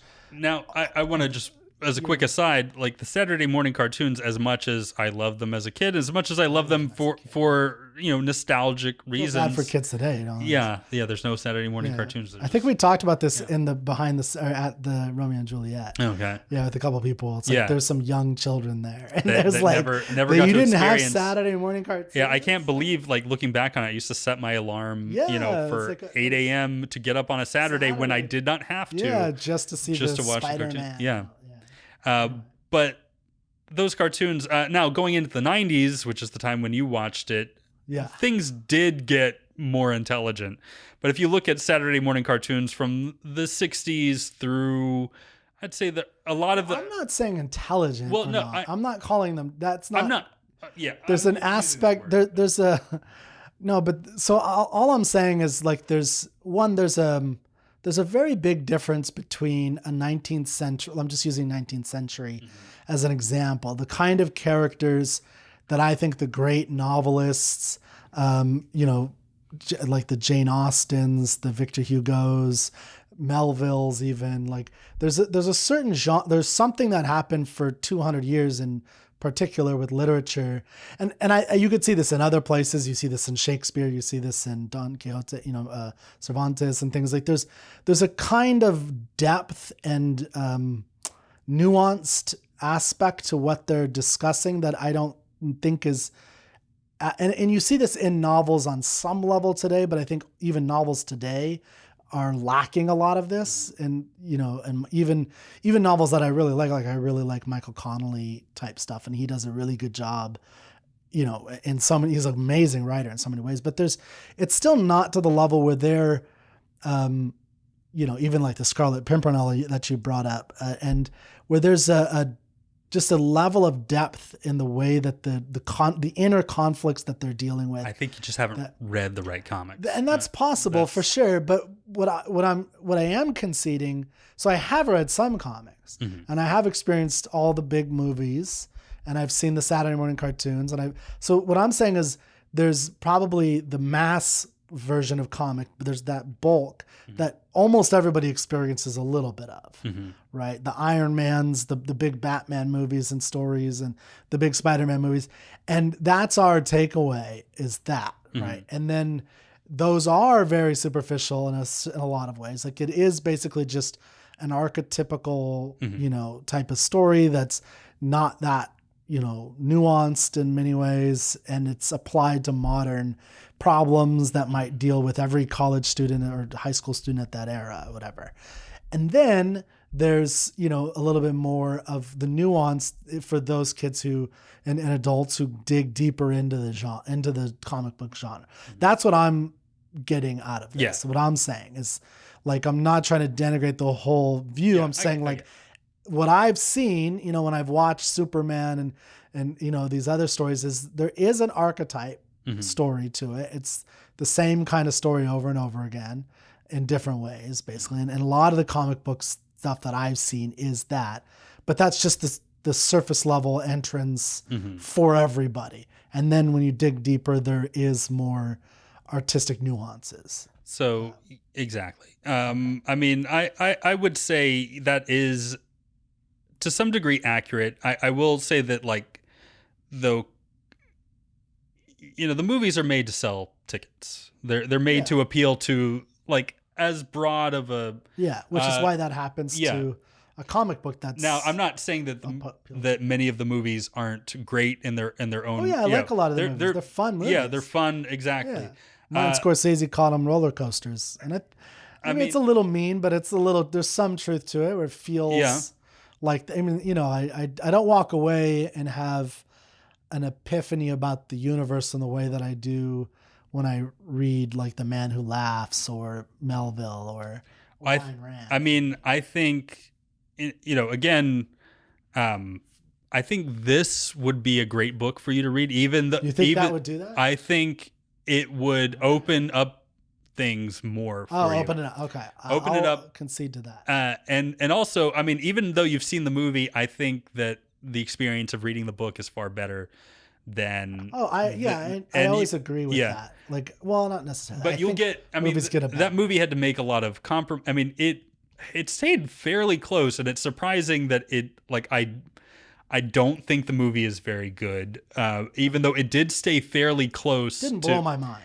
It didn't. I think the boys did, but in a bad way. What it has to cut out in order to work as a movie is all of that internal monologue, all of the things. That's always true of movies. Well, I know the things that you love about the novels, getting into the depth of the characters, that is here in the books, but it's like there's no room for that in the movies. Certainly, what I was trying to get at before about Saturday morning cartoons, like, they really got dumbed down. So, like, if you read Spider-Man comics from the 60s and then you watch the Spider-Man cartoon from the 60s, even though that cartoon is fun, it is far step below the level of storytelling that is in the actual books. Whenever these things get translated to other mediums, now there are comics. Now I don't want to say that every comic is great. There's lots of terrible like comics that are meant to appeal to, certain things, meant to appeal to, a certain type of a view of masculinity, a certain type of view of good and evil. There's a lot of like less nuanced things, and I won't say that superhero comics mostly are that. I'd say it's a mix of, it really depends on writers. So the same characters, there can be amazing stories by that writer leaves, someone else takes over. This is a continuing, we're still telling stories. It's essentially the same, Batman, Superman, those are essentially the same characters, the same people that they were in 1938, 1939. And, which is why I think they're more mythology. Yeah. In a sense. Because that's what myths are. Is people are playing around with the same definitely basic characteristics. Yeah. And then telling different types of, stories with it. Yeah. Exactly. But, there's lots of varying quality over that time, depending on writers, depending on artists, depending on the combination of writers and artists. And so it's, it's like, I think you need to jump into the more like intentionally intellectual stuff. Yeah. To be able to appreciate the stuff that maybe is not intentionally intellectual, that may have its own merits based on, but then I think it's a push and pull that,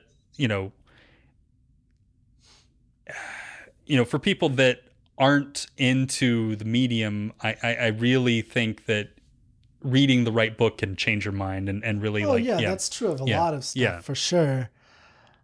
Yeah, I mean, this is a whole other conversation. We don't have time for at this point. What time are we at now? We're already over 2 hours. Almost 2 hours. No, not quite, but we're getting there. Yeah, and we haven't even talked about my art much. Yeah, so I want to talk. Yeah. Well, hopefully you'll come back and talk about that. But I wanted to put a kind of ribbon on this part, and then look at your art for the next couple of minutes and then wrap up. Absolutely. But what I think is interesting is there's something unique and a new kind of storytelling. Just the same thing with movies for me. I actually don't elevate movies above comic books or anything actually necessary. I do elevate pure literature, novels, poetry for a particular couple of reasons, of what's capable of being done in that realm, in the realm of just words. In terms of what it does for your mind. But that does not mean that there's anything wrong with any other medium by any stretch. That's just a view I have. But anyway, I do think that there's a lot of really interesting, possibilities with the medium.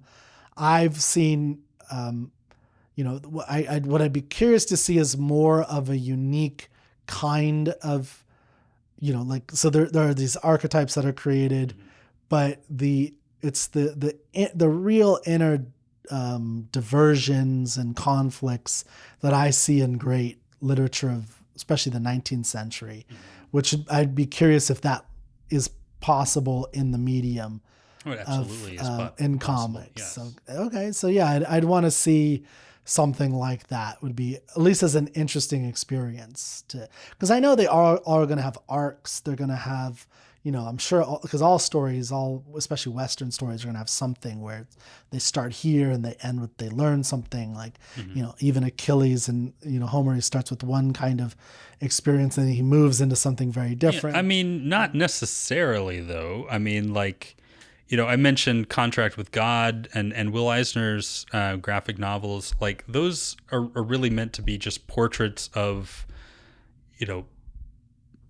ordinary people experiencing both the pains and the joys of ordinary life. Yeah. And that's something that gets explored in literature quite a bit. Sure. that gets explored in comics as well. You know, literature takes more time with the words to, describe things that,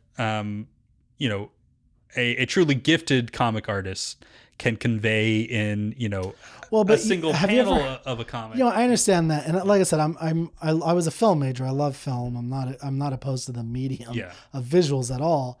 But I mean, and we really do. I want to get to your art, but do you? But you know about J.R.R. Tolkien's disdain of some of Shakespeare's work, and Okay. do you know about this? Not a lot. I've read a little about Tolkien, And it's an interesting argument. extensive. So he thinks that literature is the only, like the word, is the only realm for fantasy. And the reason, now, again, I don't agree with him, Yeah. but I'm just saying his argument. And the reason is essentially that when you're building elves and, dwarves and all these things, you want, like, the realm should be within the imagination of the reader only. Okay. Because once you put it in that image, then that's the image. Yeah. Right. And so now that's solidified in my mind, and my mind isn't able to create what an elf looks like in my head based on these descriptions. And so there's a kind of, missing of the work of a reader that doesn't happen as much that I do think is now, by the way, I think it also, what he's missing is it opens up new realms of possibility. That is important, and I think lovely, and I love it. But I do kind of sympathize with where he's coming from on some level. I mean, I can understand why he thinks that, even though I don't agree with I'm that. saying, there's a more active component to the reader. I think in reading literature, reading comics is more active than you may realize it. Oh, I'm not. So it is active. Yeah, for sure. So and it can be active. And this is just a random page of this. I want to point out basic structure. And I would say it's probably more active than movies. Definitely more active. Because movies will, with sound and music, really tell you how to feel and think. Yeah. In a way that this only has a few elements, which is visual, and a few things that, so you have to kind of come up to the understanding. But go ahead. And this is... and then we really got to move on. This is an example or something brought up by the comic theorist Scott McCloud, that imagination is required and is engaged while reading comics because of the separation of the images into panels, that the space in between, inside the gutter here, in between the panels, your imagination is kicking in and it's filling in the blanks. It's taking this information and drawing conclusions to make this panel work within the sequence. Sure. And that your mind is actually actively engaged. You are kind of doing that work. You're doing that work. For sure. Yeah. Like I said, I would say that it's the same thing with, like, I use the analogy of audiobooks versus reading. Is that when you listen, like if you go to Audible and you listen to a book that you really like, and people always think that I hate on all this stuff. I don't. I actually love Audible. It's a great way to add to it, but it is a different experience than the reading. Yeah, it's different than... Yeah. And I would say it's a lesser experience of the word in a variety of ways. Because, like, if you look at an Audible book and you listen all the way to the end, you'll hear, like, credits of they produced this to get a certain effect for you. There's, there's a director. So there's not only the narrator, but there's a director, there's a sound designer, there's sound engineer. There's all these people that are putting it together in a package that will make it easier for you to digest. And what those people are doing, in a sense, or not in a sense, essentially, is they are interpreting some of the work for you. Yeah. And that's why you'll get different audiobooks with different interpretations. Again, very valuable. And this is something J.R.R. Tolkien talked about as well, that, while he read, like, Macbeth and didn't really like it, he had certain criticisms, but he saw a really good interpretation of it, going back to the theater and stuff. Like, the interpretation's important and interesting part of that particular medium. But the reason why I still think that the written word and the poet, classic poetry and literature, where it's just words and no pictures, has something really special and is very vital, and I'll always defend it. Despite all the other stuff. I don't want to ever like disparage. Yeah, I don't think you're doing that, but I just, why I'm always so adamant about it is because it does have a very unique and one-of-a-kind experience for you as a human of you doing the imaginative work. Mm-hmm. Now, they're describing it, but you have to put the picture in your mind. If you read a script, it requires you your have to think about life experience to your own life understand, experience, your own images, your own, reading of comic books, your own reading of great art, and you bring to it the best of your mind, mm-hmm. and the writer brings to it the best of his or her mind to you. And that is just a special relationship. So, I just don't want to denigrate any art like that, but that's why I always defend the reading at least a little bit of this great art. And there is a difference, and hierarchically, I'm still convinced that is the superior art in a sense, mm-hmm. and not, that's just the way I guess because it's all you as the reader, mm-hmm. and the interpretation is yours. But having said that, it's way harder, it takes way longer time and things like that. And that doesn't mean that you don't get great experiences, great emotional satisfaction, great emotional arcs, life-changing moments in movies and television. I'm a big fan of television. Television was always denigrated until just recently. Yeah. Same thing, and you look at Game of Thrones, I know there's a lot of controversy around that one or whatever and how it ended, but I think there's just wonderful art all over the place. But I'll always defend. We're in a second golden age of television. I think so, yeah. Thank you for coming. Thank you for having me. It was fun, and hopefully you'll come back and talk about comic books. Thank you. Bye.